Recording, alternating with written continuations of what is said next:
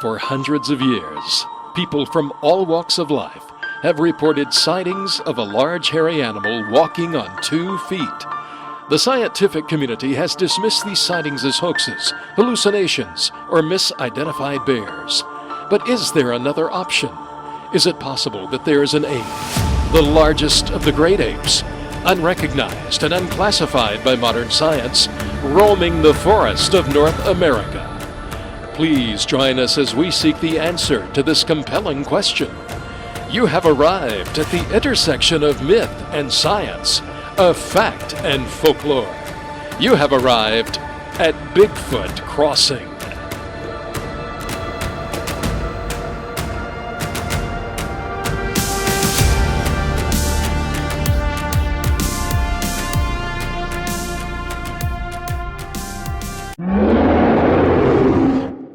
And good afternoon, fellow babies. Man, that theme music just makes you want to dance in your chair.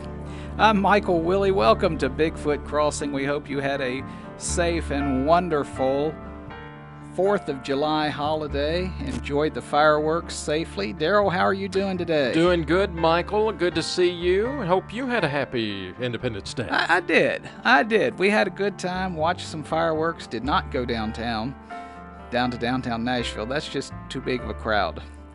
And, yeah, that's scarier than Bigfoot. It really is.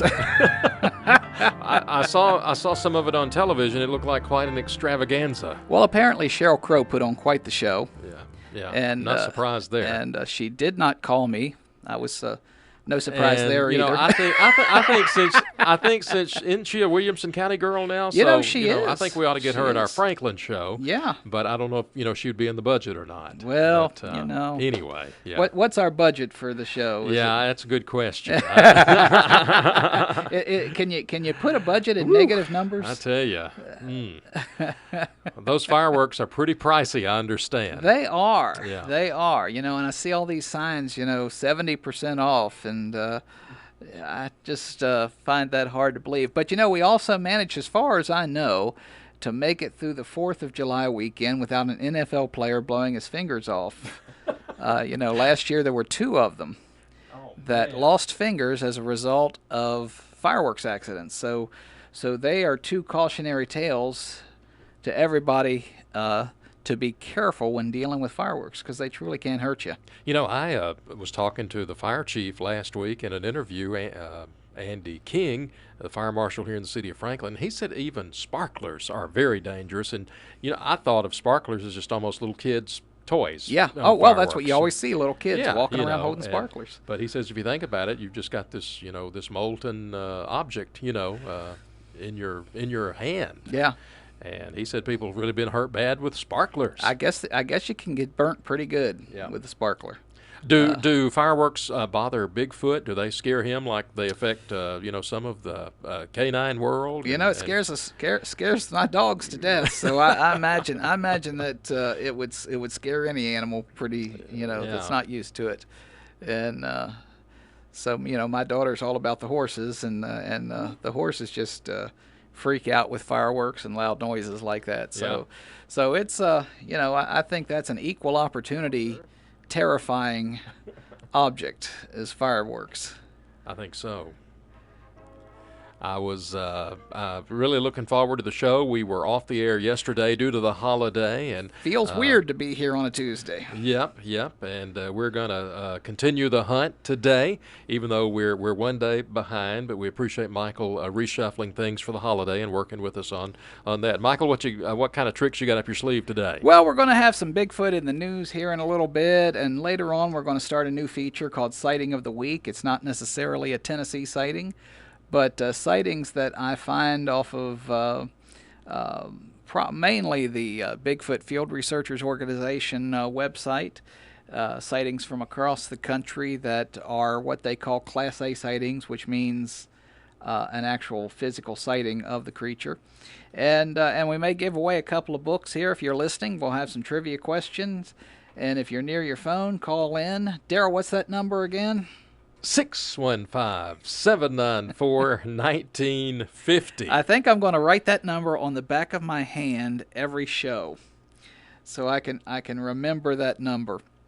But we've had some. I guess we'll go into Bigfoot in the news if we'll do that, and we've got a couple of good stories here. This one is very recent, and I did not get a chance to check it out on. There we go. Is this Bigfoot in the news? That's Bigfoot in the news. That's right. That's right. That's kind of a newsy effect. That's kind of a news. I like that. There he goes. Go. There he goes. It goes. That's what I was looking for. Hot off the presses. That's right. Oh, little fanfare there for you too. Bigfoot in the news. I always like the fanfare. That'll work. This is literally hot off the presses. It was dated June 30th, 2016. The headline reads, "Was Bigfoot captured on video south of Pocatello?" And that's in Idaho. An online video of an alleged Bigfoot sighting in southeast Idaho has been creating quite a stir over the past few days. The 2-minute, 24-second video entitled "Possible Bigfoot in Idaho, Flying the Drone Around and Ran Across This" was posted on YouTube on June 2nd. The duration of the video of the drone consists of the duration of the video consists of drone footage over a clearing near the Hawkins Reservoir west of Downey in southeast Idaho. A mysterious hairy figure, seemingly running on 2 legs, becomes visible at approximately the 25-second mark. It then runs across a field and into a wooded area as the drone flies over the area. The videographer, who wishes to remain anonymous due to fears of public ridicule, said he initially thought the figure he captured was just an animal. However, he noticed it seemed to be running upright, which grabbed his attention. And I said, "Wait a minute, that's not right," quote unquote. A still shot from the footage indicates the figure is hairy and light brown in color. Since the YouTube footage was shared to Idaho State Journal's Facebook, and I forgot to mention that at the beginning. This comes from the website of the Idaho State Journal. It was shared on their Facebook page. Numerous commentators on the page have noted how difficult it is to actually see the figure in the video. Even the YouTube video description recommends viewing the video on a large monitor. So we have what is possibly a hairy figure running on 2 legs across an open area into a wooded area. And because Jeff Meldrum is located at Idaho State University, he weighs in and said the identity of the figure is inconclusive. And as I've mentioned before, I hope to have Dr. Meldrum here on the show sometime. I have reached out to him a couple of times. Very nice man, but we've got to fit it into his schedule. Quote unquote, Dr. Meldrum says, "I had to expand the size of the video to clearly see it on my 22-inch computer monitor. And those screens for drone cameras are usually no bigger than a cell phone screen." And so it's certainly not conclusive, and that's the problem a lot of times with this new technology. People are going to have drones flying out, but the problem is picture quality and the size of the image is difficult. And with trail cameras, same problem. You're going to have quality problems. The fact of the matter is, the definitive proof in terms of film was filmed in 1967 by Roger Patterson, and science still rejects it, even though it's never been debunked, and in fact has been proven to exist proven to be a genuine article. And Roger Patterson went to his deathbed claiming that it was.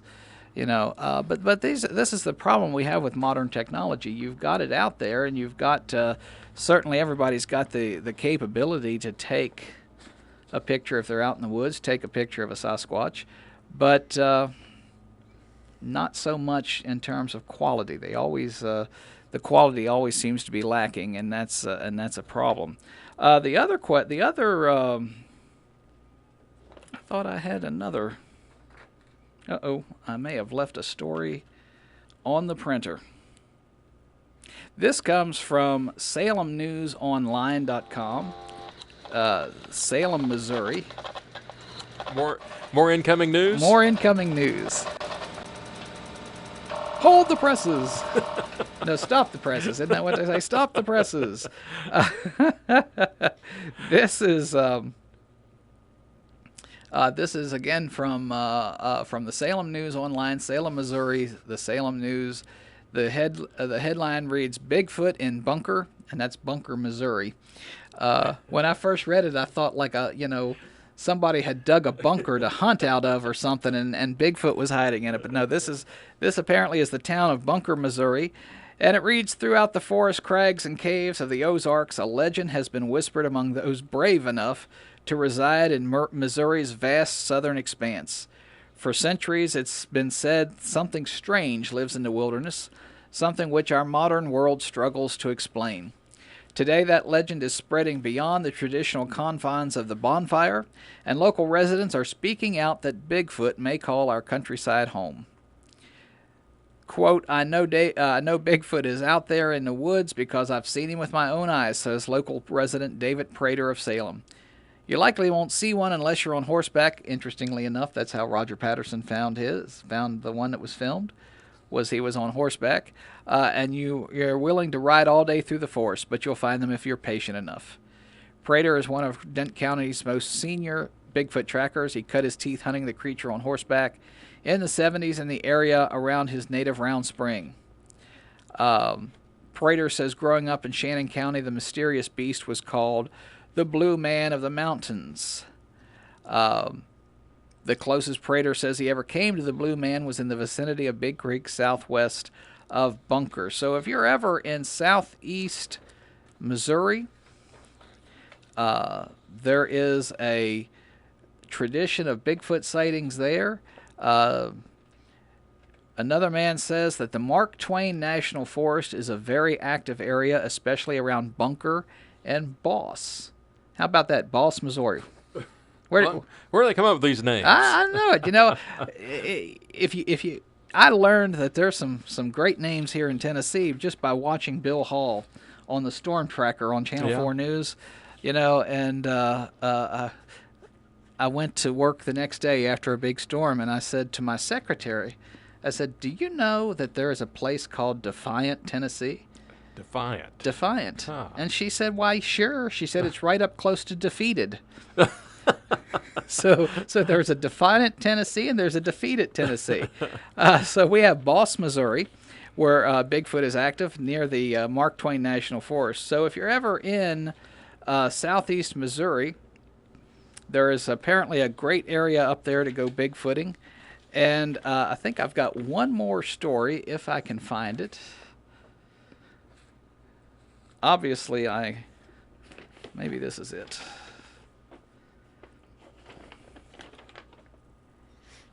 Nope, I left it at the office.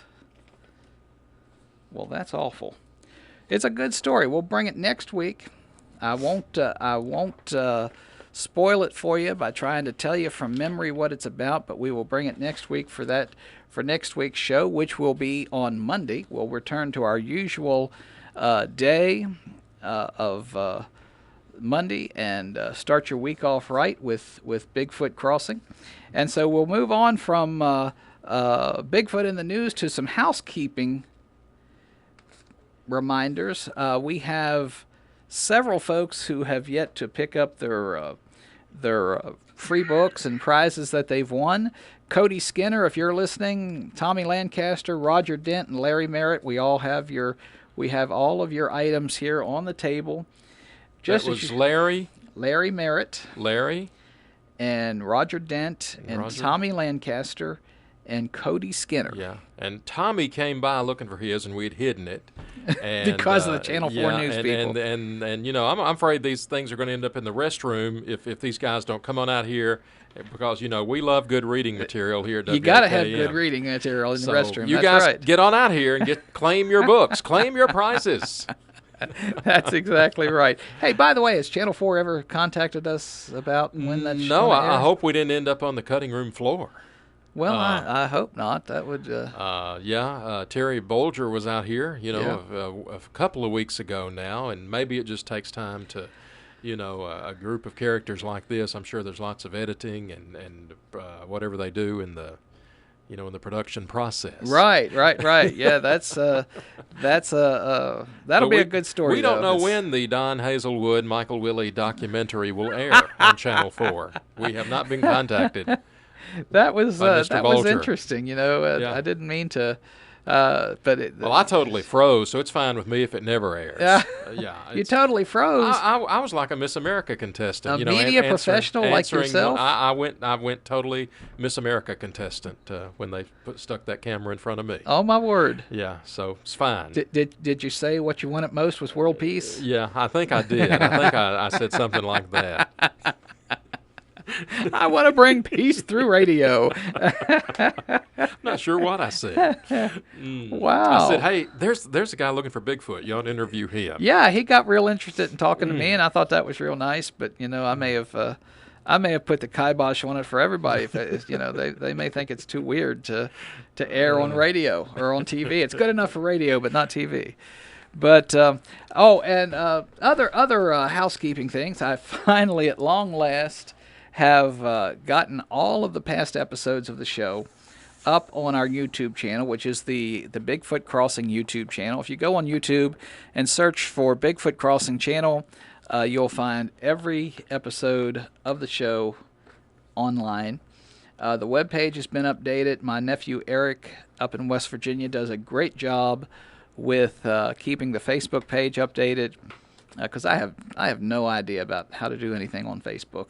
And so Eric handles all of that for me, and Eric has been working hard on trying to line up folks to interview for the show, and we may have one and maybe more than one cast member from Finding Bigfoot in coming weeks on the show. Ooh. Yeah. Good guest. Yeah. Good booking. And it'll probably be in August or September before they can come on, because they're actually filming the new season now. So that's also great news, is that they're actually filming the new season. So Bigfoot, Finding Bigfoot will still be on, I guess come back on this fall maybe. They need to feature you, Michael. Come and do a segment on you doing your radio show. I think lawyer by day, Bigfoot searcher by night. Just step into the phone booth and change into my costume, and I think that would be cool. I would definitely be interested in that. Of course, Joe Bilyeu, who was one of our guests, he was the scoutmaster up in Springfield. He was on Finding Bigfoot. He was seen on. It could happen. And well, I don't know. I mean, we never know. And folks, if you have a Bigfoot sighting, if you want to talk about it on the radio, please call us at 615-794-1950. Did I get it right? You got it. I got it right. And Daryl was just waiting for me to trip up and give the wrong phone number. You are right on the money. Oh, I even had it written down here, and I didn't even look at it. But also, if you don't want to talk about it in public, you can call me at 615-516-7173, and we can discuss that between ourselves, and we can one of the reasons that I would really want people to call in with their sightings is, frankly, I would love to have more places to go and look for Bigfoot. I've got a limited number of places, and so we need your help to help us find evidence of this creature. And there have been over 150 sightings in Middle Tennessee, so I know there are sightings. I know probably a larger number go unreported. Now, Michael, can you go to a place like the national parks and get off trail and or stay on trail, I guess? And yeah, I do. I go to some parks. I wish I knew somebody that owned like a lot of acreage. Like the stately manor of Darrell Williams or something like that. Yeah, but I don't know anybody that owns a big chunk of land. But if you own a big chunk of land and you're interested in having some Bigfoot hunters come out on your land, we'd love to come out there and visit with you. But yeah, I go to state parks. I go to some of the, I've not gone. Of course, the last time we were in Gatlinburg, I had intended to do a little Bigfooting, but the bears were so active. Woo. I mean, That's not Bigfoot. That's a bear. That's Yeah. and I'll tell you, it's interesting. When people say, "Well, you confuse Bigfoot for a bear," you really can't. Uh, I mean, I could see how you could confuse their footprints, because bears will sometimes overstep their footprints and actually step right on their footprints, and so it looks like a bigger print than it is. But when you see a bear standing on its hind legs, it's clearly a bear. They have their legs when they're standing on their hind legs are very short. They can't stride when they walk. They shuffle. So there's a lot of difference there. But yeah, the bears were so active the last time we were in Gatlinburg that you didn't really want to get out in the woods. Yeah. And apparently what had happened was the acorns had failed. A lot of the oak trees had not produced the acorns. And so the bears were coming down closer to the town and closer to the houses up on the mountain, the rental units. And they always have problems with people feeding the bears. yes, I was talking to this lady, and she said this one person, they caught him putting out, he would go and buy like several dozens, he'd buy boxes of Krispy Kreme donuts. Just baiting the bears. And bait the bears because he wanted to see a bear. Well, do you want to see the bear get killed? Right. It's just really thoughtless, really stupid. And so we don't want to hurt the bears. We want, but I don't want the bears hurting me either. Could you bait the woods for Bigfoot? People do that. Really? If you're going to be camping in an area for a specific, for a amount of time, then it would be worth putting out some food to see what what you could attract. What do you think he likes? Have you? Well, people have used all kinds of things. I think the best bait for a Bigfoot, frankly, is liver. Because every time you hear of Bigfoot accounts of folks finding deer that have been killed, their liver is always removed, because the liver is the best source of protein, and it's dense, protein dense, and so I think liver would be a great bait. But fruits, nuts. All kind. When we go out in the woods, we always cook something, either hamburgers or hot dogs, to get some good smells going, and so I think if he's hungry, he's going to eat anything. They are omnivores, which means they'll eat anything. They'll eat meat. They'll eat vegetables. They'll eat nuts, berries. So I think if I'm glad you didn't have people in that list. That's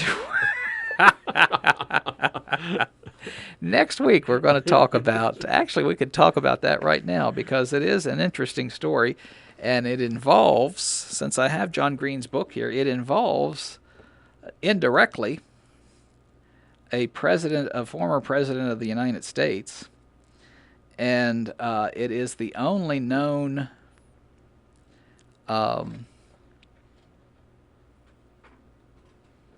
account of what had to have been a Sasquatch attacking a human being. And let me find it here in the book. I wasn't planning on talking about it today, but you brought it up, so we'll talk about it. Let me see if I can find it here. Index of names. This is from what book? This is from John Green's book, Sasquatch, the Apes Among Us. And this is from Teddy Roosevelt's book, Wilderness Hunter. And this is an account that a man named Bauman gave to Teddy Roosevelt. And Roosevelt thought enough of it to include it in his book. And I've not followed up to see what if Roosevelt ever really like hunted for Bigfoot or anything, but he was, this story made enough of an impact on him that he included it in his book. And any other time I could lay my finger right on where this story is in this book. But the story goes that, and it was reported to Bauman and his partner were going to lay out a trap line, and they were in, I believe, Idaho in the mountains, and they went out to set out their traps, and they set up their camp, and they left, they went out, they set up their trap line, they come back, and the camp's been disturbed. So they straighten their camp out, they set back up their lean-to, which had been knocked down. The next day they go out, they run their trap lines, they come back, and the camp is once again disturbed. And so they looked for the tracks, and they thought it was a bear. And his partner says to Bauman, "Hey, I found some tracks. Look, this bear is walking on 2 feet." And that's unusual, because the only time bears really walk on 2 feet is when they're injured, when their front feet are injured, or when they're trying to stand up and reach something high, or when they're trying to scare somebody or scare another bear by becoming bigger and standing up. But they can't move, like I said, for very long on their back feet only. And so they started keeping a watch on the camp. They kept a fire going all the time because they would hear it at night. And finally, it reached the point where the men were so frightened that these seasoned mountain men said, it's not worth it. We're going to get out of here. Mm-hmm. So they go, and they said they agreed. They're going to, the next morning they get up. They're going to gather up their trap line and take off. And as they separated, they went to gather up their trap line, and Bauman finds, he's got some beaver that he caught in the trap. So he had to field dress the beavers. He had to go actually in a pond and drag one of the traps out of the pond because the beaver had gotten back into water. So that all took time, and so it was near dusk when he gets back to the camp. And he gets back to the camp, and he notices that the campfire is out. They kept the fire going all the time they were there.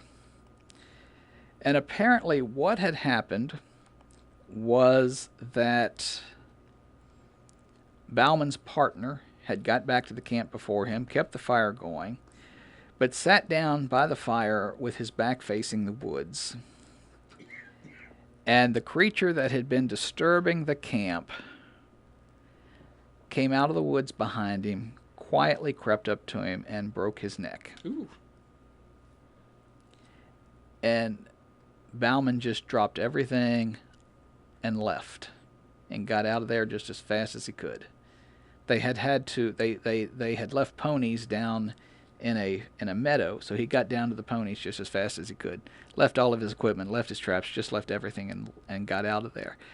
And of course, it's not, there are no footprint casts. There's no, and this was the, and Roosevelt writes in Wilderness Hunter that he was really struck by the fact that all those years later, just telling the story, you could tell Bauman was still frightened by the experience. And it is the only account of what had to have been a Bigfoot attacking a human being. And, our first guest on the show was Dr. John Bindernagel. And Dr. Bindernagel, in his first book about Bigfoot, pointed out that the behavior of the creature in Bauman's story resembled exactly behavior of known great apes and chimpanzees in particular. When there's interlopers in their territory, another group of chimpanzees comes into their territory, they will go into their and tear out their nests, like this Bigfoot kept tearing down the lean-to where they were sleeping, and then the reprisals for interloping onto their territory increases as long as the interlopers don't leave. And it ultimately results in physical attacks on the invading chimpanzees, and that's what happened in this case. You know, he's tore up the camp, tore down their lean-to several times. Finally, when that didn't work, and the creature had the opportunity, he made a physical attack on the man and killed him. And it killed him. And killed him. Yeah, broke his neck and killed him. Wow. And so that's the only account of a Bigfoot actually physically attacking a human being. It had to have been a Bigfoot. I don't know what else it would have been. But because there were no wounds on the body like it was a bear attacking him, and there were no defensive wounds. So that's the only account. You started all this by you saying you're glad I didn't include people on the list of things Bigfoot eat, but that's hundreds of years and only one account of Bigfoot actually hurting somebody, or in this case killing somebody. So I think that's a pretty good track record. So, but let's go into our sighting of the week, and this is a sighting that occurred in Marshall County, Kentucky. And it's always been interesting to me because I lived for a while near Marshall County. I lived in Callaway County, Kentucky, and I've talked to the lady who actually had this sighting. Wow! And it occurred in April 1990 in near Benton, Kentucky. And I'm reading from the report that was submitted to the Bigfoot Field Researchers Organization. This woman was a delivery person for one of the, like FedEx or UPS, one of the delivery services. I was attempting to make a residential delivery while walking up the gravel drive. I noticed a flock of birds flying overhead coming from the direction of a thick group of trees in the back of a field to my left. They were chattering loudly, flying wildly in what seemed to be a race. This struck me as odd for a moment. When I reached the steps to the porch, I heard the sound of the thunder of hooves hitting the ground, and turned and saw many horses that were in the field come running from the edge of the forest towards the house. They, too, were whinnying and making a lot of commotion. Before I could really think anything about it, I saw several deer leaping from the thick trees and running through the fields away from the same spot and behind the horses. My first thought then was that there was a fire. I hurried to the residence door, knocked very hard and repeatedly while scanning the sky for signs of smoke. No one answered. Having delivered here before, I thought the occupant might be around back in the barn. So I left the porch and turned to walk in the direction of the barn, and that's when I heard the most terrifying sound in my entire life, that I knew could not have been human or from any known animal in the area. The sound came from a thick group of trees and echoed over the fields in thick vibrations. It was a mixture of a deep lion's growl that heightened into a scream, containing the same low, deep, loud rhythm. I was stunned, half scared and half curious. From the area of the trees where the sound traveled from was the figure of something very tall, very large in width, and very strong. As some of the pine trees stood about 10 to 15 feet in height, were shaken back and forth vigorously and violently. The figure itself was not totally visible, but hidden mostly behind the shadows of the larger trees. It was dark in color, guessing dark brown or black, with a thick furry outline. It looked to have stood well over 7 feet in height. It began moving along the edge of the trees towards the house, just keeping inside the safety of the shadows. The horses in the pasture were on the right-hand side now, rising up and hitting the fence with their hooves. This was too much excitement for me, and I turned to run back to my truck. The hideous sound again came through the air. This time was much closer than before. I quickly made it to the truck, started the engine, and left rapidly. The event left me pretty shaken, but it was also my duty as a courier to return the next day to reattempt the delivery. Upon reaching the home, I explained briefly to the homeowner what had occurred the day before, expecting him to start laughing. To my surprise, he only agreed that there had been some strange sounds coming from those neck of the woods, and that his horses were frequently spooked by something in the area.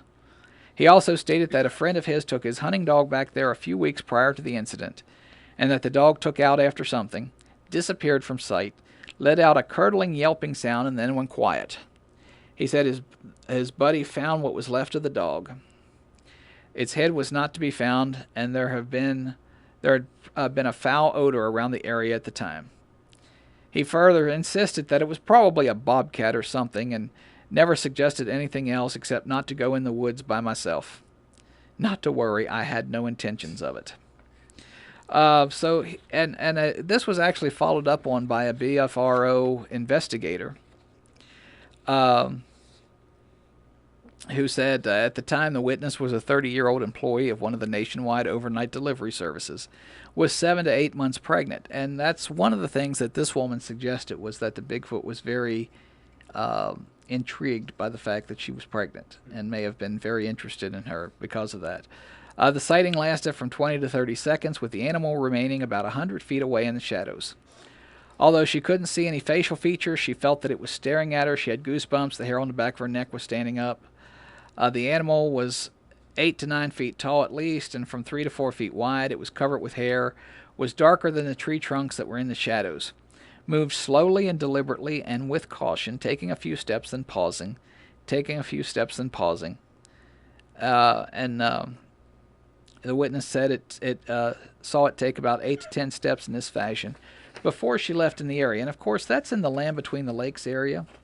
And there has apparently long been a tradition, or I say tradition, and that makes it sound like a myth or something. But what I mean is that there have been sightings and stories that have gone back for years in the Land Between the Lakes area of some sort of large hairy creature.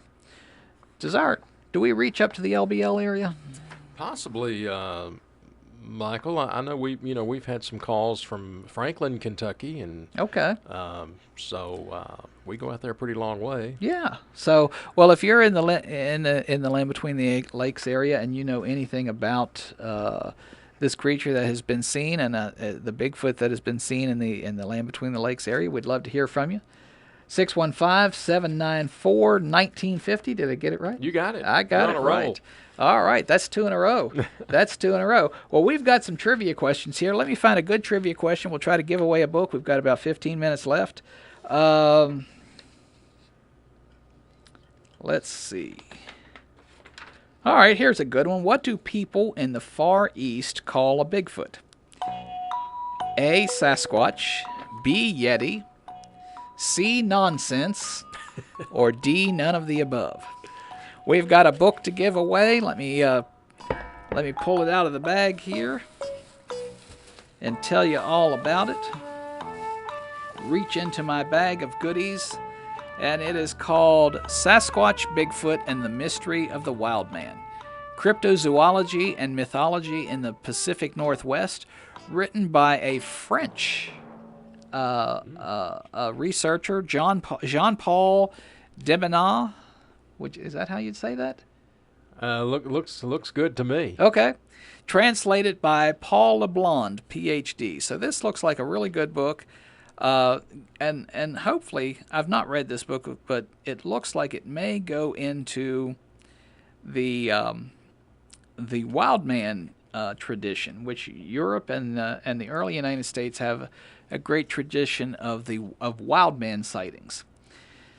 And a matter of fact, a lot of early Bigfoot sightings were classified as wild man sightings because there was they saw this creature walking upright like a man, covered with hair, and so the thought was, there's an old hermit that has just gone completely wild. He's reverted back to nature, and he's completely covered in hair, so he's a wild man. and that that was all they had to suggest. And interesting, after gorillas were discovered in Africa, you started hearing less about wild men and more of ape-like creatures. Yeah. And so maybe this goes into some of the wild man tradition, and actually there's a vast, long time tradition in Europe of wild man stories. As if you've ever read Beowulf. I've heard that name. Yep. Beowulf had to fight Grendel, who was a hair-covered creature. And so a lot of folks have suggested that maybe that's a European Bigfoot. Interesting. That is presented in this story as a wild man, as a wild woman, I guess, because Grendel, I believe, was female. Been a long time since I've read Beowulf. I've not heard that since high school days. Yeah, that's exactly right. Yeah. So if there's any high schoolers, I bet little chitlins read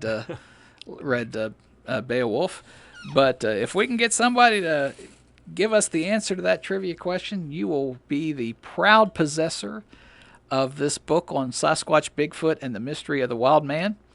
And again, that is provided by the good folks at Hancock House Publishers, the home of cryptozoology. Okay, so add to your library collection there and give Michael a call, 615-794-1950. What were the choices again, Michael, on the question you posed? What do people in the Far East call a Bigfoot? A, Sasquatch, B, Yeti, C, nonsense, or D, none of the above? Now, we also need to remind our listeners that our heat index values are going to be back up to exceeding 100 tomorrow, I believe. So that's going to be some very oppressive Bigfoot searching weather. And, Michael, I know you will keep your Kangen water handy at the ready. That's exactly right. If you drink a lot of any other kind of water, it just weighs you down. But Kangen water is microclustered and will actually hydrate you at a cellular level. I can't seem to talk this morning, and it will keep you hydrated. And you want to stay hydrated in this kind of weather. You want to stay hydrated all the time. A lot of folks, a lot of scientists suggest that Americans are so chronically dehydrated, that they mistake thirst for a hunger pang. So when they get thirsty, they eat instead of drinking. Hello, caller. Do you have the answer? Yeti? The Yeti. That's exactly right. Congratulations. Who are we talking to? It's Dean Poteet. Dean Poteet. All right, Dean. All Well, right. we've got an addition to your library today, Yeah. Dean. I think you're going to enjoy this Bigfoot volume here. All right, sir. And you can come by our studios, Dean, during our office hours, and Michael's going to leave you a copy. Compliments of Kangen Water and the Bigfoot Crossing Show. And Hancock House Publishers, the home of cryptozoology. Dean, have you ever had a Bigfoot encounter? No, sir. Would you I saw a tell? lot of things in the woods but never a Bigfoot. Well, would you tell me if you did? Yes, I would. Oh, good. Because we want people to talk about their Bigfoot sightings. But Dean, do you know where the radio station's located? Yes, sir. Okay. Well, just come on by and it'll be on a table right inside the entrance door. All right, thank you. Thank you, and thanks for listening. Yes, sir. All right, Dean Poteet, our winner All today right, from that's Bigfoot great. Crossing. That is great. We do encourage folks, if you have had a Bigfoot encounter, call me at 615-516-7173. Would love to talk to you about it. If you would like to read other sightings, we do have on Bigfoot, not on BigfootCrossing.net, but on my other Bigfoot website, which is tnbigfoot.com. There are Tennessee sightings that are reported there. And again, I'm gonna send out a request. If you know of anybody who lives or who was in the Flintville, Fayetteville area during the 1970s at the height of the Flintville Monster series of sightings down in that area, I would love to talk to them. I had reached out at one point to a gentleman named Stan Moore, and I've lost contact with him. And but the main folks in the Flintville Monster series of sightings was a Mrs. Jenny Robertson and her son Gary, who was 4 years old at the time, would be in his 40s, I guess now. So if you know of anybody who saw Bigfoot during those times, during those series of sightings, I would love to talk to that person. If you could reach out to me and give me their contact information. Again, call me at 615-516-7173. You have a bit of a fascination with that. Well, because it's so close. Yeah. And it's the only account really that I can think of where I mean, of course, we have the account of Albert Ostman, who was in his sleeping bag. He was out camping and doing some hunting, and his camp kept being disturbed, and he thought it was a porcupine, and so he decided to lay in wait for it. Had his boots inside his sleeping bag, and whenever he heard something come into the camp, he was going to jump up, throw his boots on, and chase after it. But he didn't get a chance to because he fell asleep, and the Bigfoot rolled him up, grabbed sleeping bag and all, and slung him over his shoulder and carried him off. But that is recounted in depth in John Green's book, Sasquatch: The Apes Among Us. John Green was able to personally interview Albert Ostman. And but that's the nearest encounter that involves Bigfoot reaching towards somebody. And as Jenny Robertson reported it, she looked out her back door. The little boy had just gone out the back door to get out to play in the backyard. He screams. She looks out the door, and here comes a Bigfoot across the yard. And she said his arms were reached out, and he was walking towards little 4-year-old Gary. So it is a fascinating subject. I would love to talk with Jenny Robertson. I would love to talk with her husband. And, Gary, although at 4 years old, I don't know if you have any recollection of something, from when you're 4 years old. But it is a fascinating series of sightings, and in Lincoln County was where the dairy farmer walked into his barn and saw the Bigfoot picking up a calf and slamming it to the ground and killing it. And so I would love to talk with anybody down in that area who's had a Bigfoot encounter. Ned Sinclair is a name that's mentioned in one of the articles about the Flintville Monster. So Ned Sinclair, Jenny Robertson, Gary Robertson, any of the Robertson family, Stan Moore. If you have any contact information for any of those folks, I would love to talk to them about their experiences in the 70s and 80s with the Flintville Monster in the Flintville-Fayetteville area.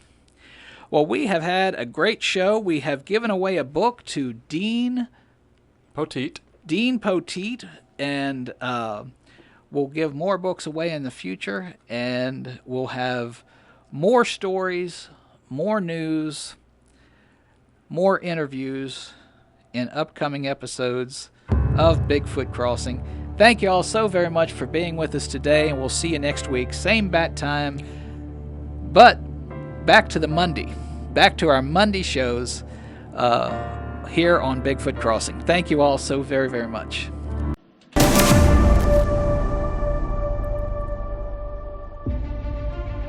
We hope you have enjoyed your visit with us here at Bigfoot Crossing.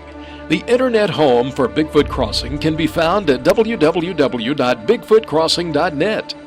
Michael Willey's website, Bigfoot in Tennessee, can be found at www.tnbigfoot.net. Please follow us on Facebook at Bigfoot Tennessee. You can also follow Michael Willey on Twitter. His handle is at Michael B. Willey.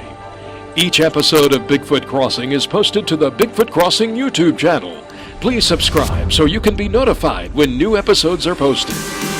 Your feedback is always welcome.